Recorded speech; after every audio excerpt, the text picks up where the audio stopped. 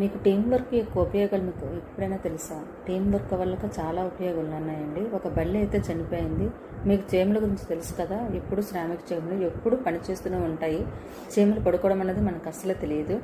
ఈ టీం వర్క్లో భాగం ఏంటంటే, ఒక బల్లి పడిపోయి చనిపోలేదు, పూర్తిగా పడి ఉంటే చనిపోయినట్టుగా దానిని చీమలు ఆహారం కోసం తీసుకుని వెళ్ళే మొదటి 2 చీమలు చూసి అలాగ అన్ని చీమలు వెళ్ళడము ఒక తర్వాత ఒకటి దానికి తోడుగా ఉండి ఆ బల్లిని మొత్తాన్ని చూడండి ఎలా తీసుకుని వెళ్తున్నాయో.